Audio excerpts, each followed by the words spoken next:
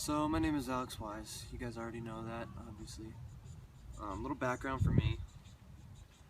I grew up in a kind of emotionally abusive household.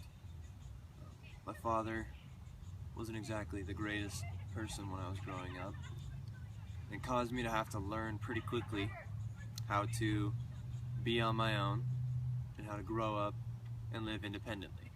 So I had to start acting more maturely at a younger age, simply because that was the only way to survive in that household.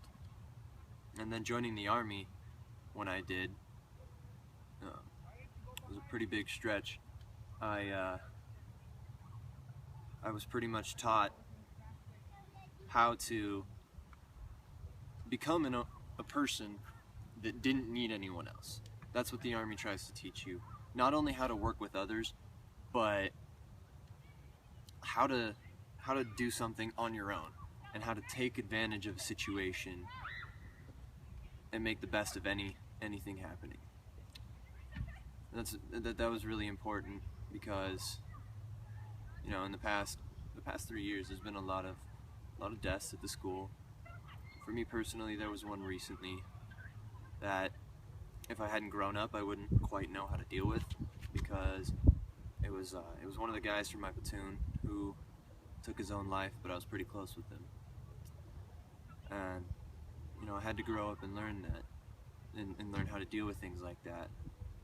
But in growing up, I also lost touch with my childish side, you know, the side of me that knows how to have fun. I've lost touch with that. So the poem that I chose is Where the Sidewalk Ends by Shel Silverstein, and I know that she's not exactly the top poet out there by any stretch of the imagination, but this poem kind of hit me pretty well. Where the Sidewalk Ends by Shel Silverstein. There is a place where the sidewalk ends and before the street begins, and there the grass grows soft and white, and there the sun burns crimson bright, and there the moonbird rests from his flight to cool in the peppermint wind. Let us leave this place where the smoke blows black and the dark streets wind and bend. Past the pits where the asphalt flowers grow, we shall walk with a walk measured and slow, and walk where the chalk white arrows go to the place where the sidewalk ends. Yes, we'll walk with a walk that is measured and slow, and we'll go where the chalk white arrows go, for the children they mark and the children they know, the place where the sidewalk ends. And what this really got to me, how this hit me, was that it's a poem that's about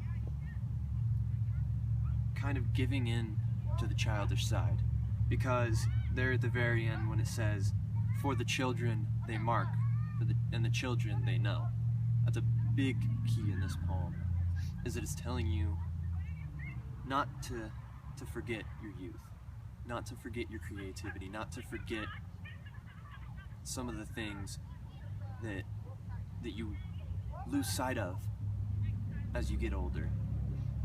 And you know, it has the moonbirds.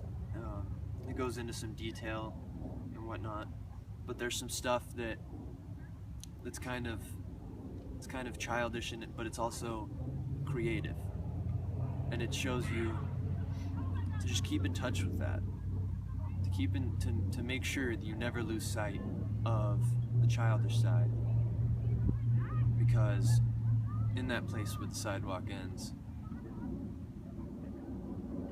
there's something new to see. And if you don't go to the place where the sidewalk ends, you're never going to see it.